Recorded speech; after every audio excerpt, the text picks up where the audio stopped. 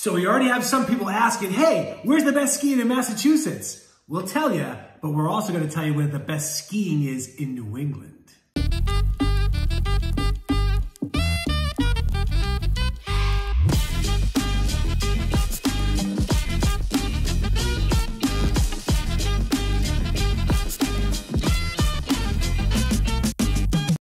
Hey everyone, my name is Matt Swierk, and you know I'm a local real estate expert right here in the state of Massachusetts. Now, if this is the first time you come to the channel, welcome. If you've been here before, thanks for coming back. What is this all about? We talk everything about Massachusetts, sometimes New Hampshire, sometimes New England, whether it's places to go, places to stay, things to do, we're a hodgepodge of everything. So you have lots of questions, we have lots of answers. You definitely want to hit the subscribe button and click the little bell. That way, every time we make a new video, you're going to get notified. And the most important thing you have to remember when it comes to Massachusetts, we've always got your back. All right, yes, it's the most wonderful time of year. Here we go. We're moving into winter. As I film this video right now, I gotta tell you, it's very odd because it's like 70 degrees outside. We've had like 70, 65 at nighttime. And this is not typical of our November weather. So the big joke is you don't like the weather, just blink. It happens like that. Now, when it comes to skiing in Massachusetts, I gotta tell you, like, there's not a huge line at the border of the state being like, let us in to come skiing. We just don't have that much here. We got 4 places I'll identify. I was doing research on this. Carl Sander wrote this article a couple months ago, highlighted a couple of these places. Some of them I know, some of them like never heard of that one before. But the first one's gonna be Wachusett. And anyone that knows me knows I like to sing and hum. Wachusett's jingle, and it goes, Wachusett, Wachusett Mount. All right, never mind. I'll spare you my awful voice. I think it's wonderful, especially in the shower. But Wachusett Mountain. Wachusett is kind of straddles Princeton and Westminster, and not a huge place. I mean, it's definitely family friendly. You know, most of the terrain, they have like 60% of their trails is for intermediate level, which isn't bad. But more of a, you know, they got cheap lift tickets.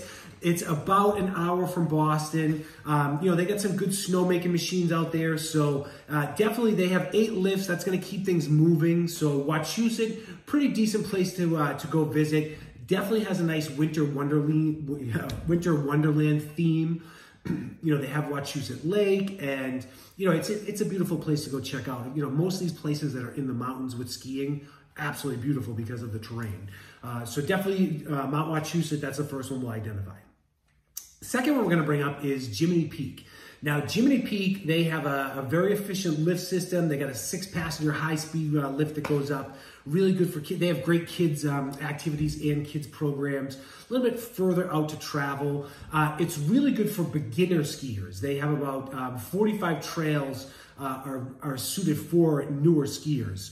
And it's great for nighttime skiing too, because they have 21 trails that are available for night skiing over 3 different terrain parks. So that's another interesting place to go check out. The next one we'll bring up is going to be Butternut. That one is definitely, you know, again, the winter wonderland theme. That's great as far as being out in the forest.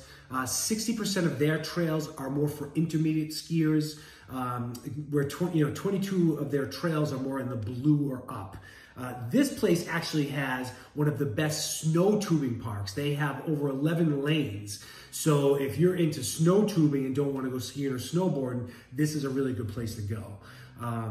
Last place in Massachusetts I'll bring up, which always makes me chuckle, is the Blue Hills. Blue Hills, I know this is a skiing video, but Blue Hills has this cool place called the Trailside Museum. I go mountain biking there. Even in the wintertime, I used to go mountain biking there. But the Blue Hills, I kind of laugh because it's not this big mountain. It's great for beginners. I mean, I think that's really the only people that really kind of, you know, start off skiing go there. It's also wicked close to Boston, so that could be another reason, like if you just want to strap on, you know, go on for a couple rides. But it's not that challenging.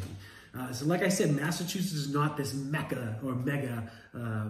Massachusetts is not well known for its skiing. So I want to highlight something I found that was really cool was by this woman, Krista Palmer.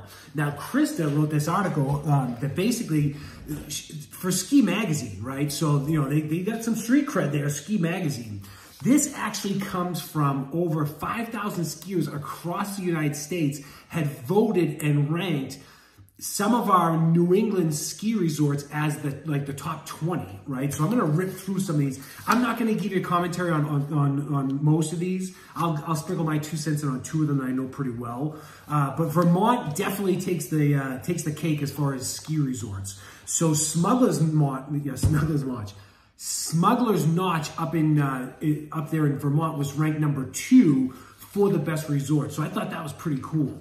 Now, sneak over to New Hampshire, ranked number 4 is Brenton Woods. Again, that's part of New England. Now, we're going to jump back over to Vermont. They, like I said, they are the winners as far as skiing is concerned.